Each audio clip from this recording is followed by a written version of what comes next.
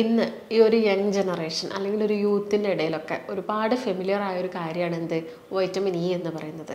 അപ്പം ഇങ്ങനെ സെല്ലിൻ്റെ ഡാമേജ് സംഭവിക്കുക അല്ലെങ്കിൽ കോശങ്ങളൊക്കെ പെട്ടെന്ന് നശിച്ചു പോകുന്ന ഒരു കണ്ടീഷനിലാണ് നമ്മുടെ ശരീരത്തിൽ പല ഭാഗങ്ങളിലും ഓരോരോ ബ്ലോക്കുകൾ ഉണ്ടാകുന്നത്.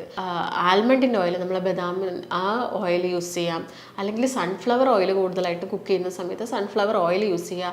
ഇനിയിപ്പം ഓയിലായിട്ട് കിട്ടുന്നില്ലെങ്കിൽ സൺഫ്ലവറിൻ്റെ സീഡ് നിങ്ങൾക്ക് പൊടിച്ചിട്ട് ഡെയിലി മോർണിംഗ്സ് ഒക്കെ ഒരു ടീസ്പൂണൊക്കെ എടുക്കുന്നത് വൈറ്റമിൻ ഇ വർദ്ധിപ്പിക്കാൻ സഹായിക്കും. നമസ്കാരം, ഞാൻ ഡോക്ടർ ഭാഗ്യ, Q1B ഹെൽത്ത് കെയറിലെ ആയുർവേദ ഫിസിഷ്യനാണ്. അപ്പോൾ ഞാനിന്ന് നിങ്ങളുമായിട്ട് ഡിസ്കസ് ചെയ്യാൻ വിചാരിച്ചിരിക്കുന്ന ടോപ്പിക്ക് വൈറ്റമിൻ ഇയെ കുറിച്ചാണ്. ഇന്ന് ഈ ഒരു യങ് ജനറേഷൻ അല്ലെങ്കിൽ ഒരു യൂത്തിൻ്റെ ഇടയിലൊക്കെ ഒരുപാട് ഫെമിലിയർ ആയ ഒരു കാര്യമാണ് എന്ത് വൈറ്റമിൻ ഇ എന്ന് പറയുന്നത്. മെയിനായിട്ടും 4 വൈറ്റമിൻസ് ആണ് കൊഴുപ്പിൽ അലിയുന്നത്. Vitamin A, vitamin E, vitamin D and vitamin K. അതിൽ വൈറ്റമിൻ ഇ ഞാൻ പറഞ്ഞു ഈ യങ് ജനറേഷൻസിൽ കൂടുതലായിട്ടും അറിയുന്നത്. അതിനുള്ള കാരണം ഇപ്പം എല്ലാവരും കൂടുതലായിട്ട് സൗന്ദര്യ സംരക്ഷണത്തിനും അല്ലെങ്കിൽ ചെറുപ്പം നിലനിർത്താൻ അല്ലെങ്കിൽ ഏജിങ് പ്രോസസ്സ് കുറയ്ക്കാനൊക്കെ വേണ്ടിയിട്ട് നമ്മൾ ഒട്ടുമിക്ക പല ആളുകളും യൂസ് ചെയ്തതാണ് ഈ വൈറ്റമിൻ ഇ എന്ന് പറയുന്നത്.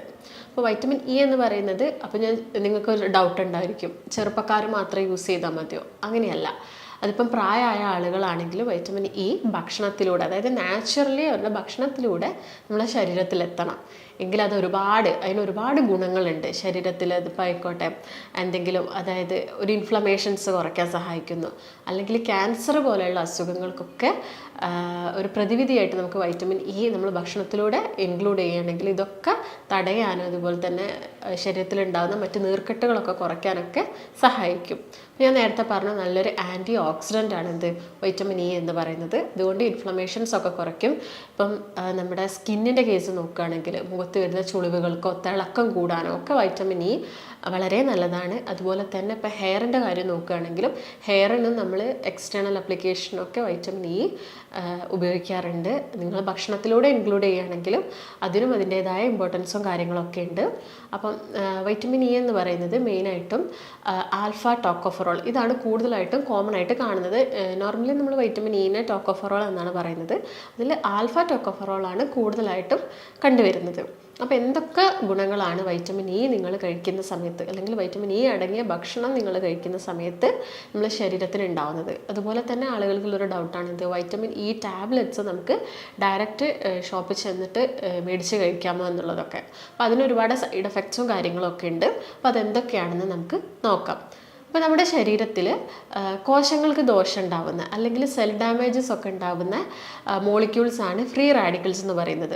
അപ്പോൾ ഇത് നമ്മുടെ ശരീരത്തിൽ ഇങ്ങനെ ഉണ്ടാവുന്നുണ്ട്. പക്ഷേ ഇതൊരു പരിധിയിൽ കൂടാതെ നമ്മുടെ ശരീരം തന്നെ ആ ഒരു നോർമൽ ലെവലിൽ ഇതിനെ മെയിൻറ്റെയിൻ ചെയ്തു പോകും. പക്ഷേ വേറെ എന്തെങ്കിലും ബുദ്ധിമുട്ടുകളോ ശരീരത്തിൽ എന്തെങ്കിലും അസുഖങ്ങളൊക്കെ ഉണ്ടാകുന്ന സമയത്ത് ചിലപ്പോൾ ഈ ഫ്രീ റാഡിക്കൽസ് കൂടുതലാവും.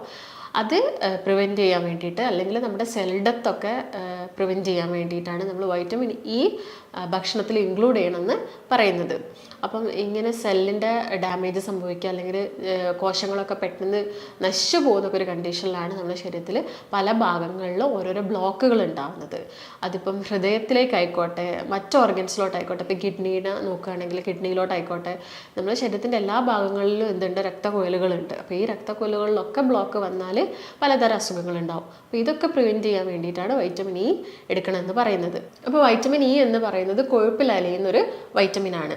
അപ്പോൾ നിങ്ങളിത് ഇപ്പം നമ്മളെ രക്തക്കുഴലിലൊക്കെ ബ്ലോക്ക് വരിക അല്ലെങ്കിൽ ഒരു ഹൃദയാഘാതത്തിൻ്റെ ഭാഗമായിട്ട് നിങ്ങൾക്ക് ബ്ലോക്കോ കാര്യങ്ങളൊക്കെ വരുന്നുണ്ടെങ്കിൽ അത് പ്രിവെൻറ്റ് ചെയ്യാൻ എന്ത് സഹായിക്കും? വൈറ്റമിൻ ഇ സഹായിക്കും. ഇത് ഫാറ്റിൽ അലിഞ്ഞു പോകുന്നൊരു കൊഴുപ്പാണ്. അപ്പോൾ നിങ്ങൾ ഭക്ഷണത്തിലൂടെ, അതായത് നാച്ചുറലി അത് മാക്സിമം ഇൻക്ലൂഡ് ചെയ്യാൻ ശ്രദ്ധിക്കണം. അതുപോലെ തന്നെ ഇതെന്ന് പറയുന്നത് ഒരു മെംബ്രെയിൻ ആൻറ്റി ഓക്സിഡൻ്റ് ആണ്. അതായത് മെംബ്രെയിൻ എന്ന് പറയുന്നത് നമ്മുടെ RBC, നമ്മുടെ അരുണരക്താണുക്കൾ, അതിൻ്റെ പുറത്തുള്ള മെംബ്രെയിൻ പ്രൊട്ടക്റ്റ് ചെയ്യാൻ വേണ്ടിയിട്ട് വൈറ്റമിൻ ഇ ഹെൽപ്പ് ചെയ്യും. അതായത് ഹീമോളിറ്റിക് അനീമിയയുടെ ഒക്കെ കേസ് നോക്കുകയാണെങ്കിൽ നമുക്കറിയാം RBC മെച്യൂർഡ് ആവുന്നതിന് മുമ്പ് തന്നെ അത് നശിച്ചു പോകുന്നൊരു കണ്ടീഷനാണ്. അപ്പോൾ ഇത് പ്രിവെൻറ്റ് ചെയ്യാൻ എന്ത് സഹായിക്കും? വൈറ്റമിൻ ഇ സഹായിക്കും. അതുപോലെ നിങ്ങൾക്ക് വിളർച്ച പോലെ, അതായത് അനീമിക്കൊക്കെ ഓരോരോ കണ്ടീഷൻസൊക്കെ വരുന്ന സമയത്ത് വൈറ്റമിൻ ഇ നിങ്ങളെ ഭക്ഷണത്തിൽ കുറയുന്ന സമയത്തും നിങ്ങൾക്ക് എന്തുണ്ടാവാം? അനീമിയ പോലുള്ള കണ്ടീഷൻസൊക്കെ വരാം. അത് നോക്കിയാലും മതി. അല്ലെങ്കിൽ ഇത് നല്ലൊരു ആൻറ്റി സ്റ്റെറിലിറ്റി വൈറ്റമിൻ ആണ്. എന്ന് വെച്ചാൽ സ്ത്രീകളുടെ കേസ് നോക്കുകയാണെങ്കിൽ അതിൽ കൂടുതൽ ഓവം പ്രൊഡ്യൂസ് ചെയ്യാൻ സഹായിക്കുന്നു, അല്ലെങ്കിൽ ബീജങ്ങളുടെ ഉൽപ്പാദനം കൂട്ടാനൊക്കെ വൈറ്റമിൻ ഇ സഹായിക്കുന്നുണ്ട്. അതോടൊപ്പം തന്നെ ഇതെന്ന് പറയുന്നത് എന്താണ്, ഒരു രോഗപ്രതിരോധ ശേഷി നമുക്ക് തരുന്നുണ്ട്. അതുകൊണ്ട് തന്നെ ഒരുപാട് ഇപ്പം ഓട്ടോ ഇമ്മ്യൂൺ അസുഖങ്ങളുടെ കേസൊക്കെ നോക്കുകയാണെങ്കിൽ, ഇപ്പം ആർത്രൈറ്റിസിൻ്റെ കേസ് നോക്കുകയാണെങ്കിൽ, അല്ലെങ്കിൽ SLE പോലുള്ള ഒരുപാട് അസുഖങ്ങളിൽ നമ്മുടെ ഇമ്മ്യൂൺ സിസ്റ്റം നമുക്കെതിരെ പ്രവർത്തിക്കുന്നതുകൊണ്ടാണ് ഇതൊക്കെ ഉണ്ടാകുന്നത്. ഇങ്ങനെയുള്ള കണ്ടീഷൻസിലൊക്കെ ഇത് വൈറ്റമിൻ ഇ നമ്മുടെ ബോഡീനെ പ്രൊട്ടക്റ്റ് ചെയ്യും. അപ്പോൾ നിങ്ങൾ ഭക്ഷണത്തിലൂടെ ഇൻക്ലൂഡ് ചെയ്യേണ്ടതാണ്. അതുപോലെ തന്നെ ഇപ്പം ഓരോരോ കോശങ്ങൾ നശിച്ചു പോയാൽ അവിടെ എന്തുണ്ടാവണം, പുതിയ പുതിയ കോശങ്ങൾ ഉണ്ടാവണം. ഇപ്പോൾ സ്കിന്നിൻ്റെ കേസൊക്കെ നോക്കുകയാണെങ്കിൽ വൈറ്റമിൻ ഇ എന്ന് പറയുന്നത് നമ്മുടെ സ്കിന്നൊക്കെ ഡാമേജ് ആവുന്ന സമയത്ത് സ്കാർസും അതുപോലെ തന്നെ ഡിസ്കളറേഷൻസ് ഒക്കെ ഉണ്ടാവാറുണ്ട്. അപ്പോൾ നമ്മൾ വൈറ്റമിൻ ഇ ഭക്ഷണത്തിലൊക്കെ ഇൻക്ലൂഡ് ചെയ്യുക. അതുപോലെ എക്സ്റ്റേണൽ അപ്ലൈ ചെയ്യുന്ന സമയത്ത് ആ ഡിസ്കളറേഷൻ കുറയ്ക്കാനും അതുപോലെ തന്നെ കൊളാജൻ ഫോർമേഷൻ ഒക്കെ ഉണ്ടാകാനൊക്കെ വൈറ്റമിൻ ഇ ഒരുപാട് സഹായിക്കുന്നുണ്ട്.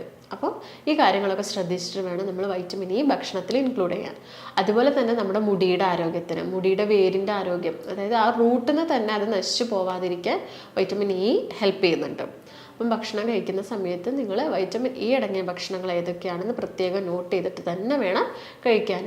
അതിൽ നമ്മൾ ഏതൊക്കെയാണെന്ന് നോക്കുന്ന സമയത്ത് ധാരാളമായിട്ട് തവിടുള്ള അരി, അതുപോലെ തന്നെ ഗോതമ്പ്, ഇതൊക്കെ എന്താണ് വൈറ്റമിൻ ഇ റിച്ച് ആണ്. അപ്പോൾ ഗോതമ്പ് പൊടിപ്പിക്കുന്ന സമയത്ത് നിങ്ങൾ എന്ത് ചെയ്യണം, അത് കുറേ കാലം യൂസ് ചെയ്യാതെ, അതായത് പൊടിപ്പിച്ചിട്ട് കുറച്ച് കാലം വെച്ചിട്ട്, അതായത് കുറച്ച് അളവിൽ പൊടിപ്പിച്ച് വെക്കുക. കുറേ അളവിൽ പൊടിപ്പിച്ച് വെക്കുന്ന സമയത്ത് അത് കുറേ കാലം നമുക്ക് അതിങ്ങനെ വെക്കേണ്ടി വരും. ഈ സമയത്ത് അതിനകത്ത് വൈറ്റമിൻ ഇ ഒക്കെ നഷ്ടപ്പെടാനുള്ളൊരു ചാൻസ് ഉണ്ട്. അപ്പോൾ അത് പെട്ടെന്ന് തന്നെ യൂസ് ചെയ്യാൻ നോക്കുക. അതുപോലെ തന്നെ വൈറ്റമിൻ ഇ ഒക്കെ നമ്മുടെ ശരീരത്തിൽ കുറയുന്ന സമയത്താണ് നമുക്ക് തലയ്ക്കൊരു പിരിപിരിപ്പ്, മരവിപ്പ്, അല്ലെങ്കിൽ ഉറക്കം കുറയുന്ന ഒരു കണ്ടീഷൻസും കാര്യങ്ങളൊക്കെ വരുന്നത്. അപ്പോൾ നമ്മൾ വിചാരിക്കും പെരിഫറൽ ന്യൂറോപ്പതി പോലുള്ള കണ്ടീഷൻസിലൊക്കെ ഇങ്ങനത്തെ സിംറ്റംസ് ഒക്കെ കാണാറുണ്ട്.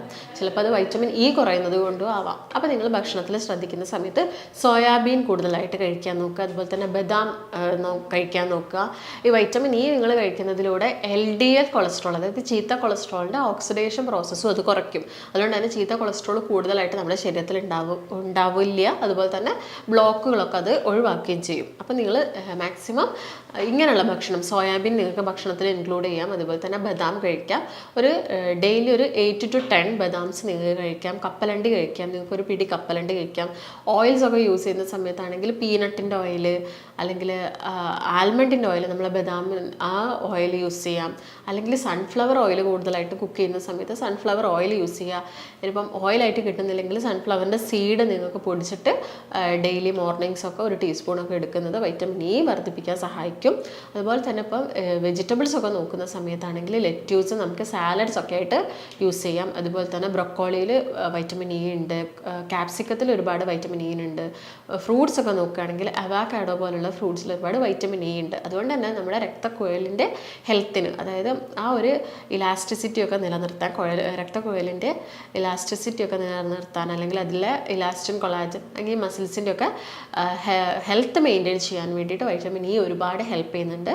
അപ്പോൾ ഇതൊക്കെ ഭക്ഷണത്തിൽ ഇൻക്ലൂഡ് ചെയ്യുക. അതോടൊപ്പം തന്നെ നിങ്ങൾക്ക് മുട്ടയിൽ വൈറ്റമിൻ ഇ ഉണ്ട്, കൂണിൽ വൈറ്റമിൻ ഇ ഉണ്ട്. അങ്ങനെ ഒരുപാട് ഭക്ഷണത്തിൽ വൈറ്റമിൻ ഇ അടങ്ങിയിട്ടുണ്ട്.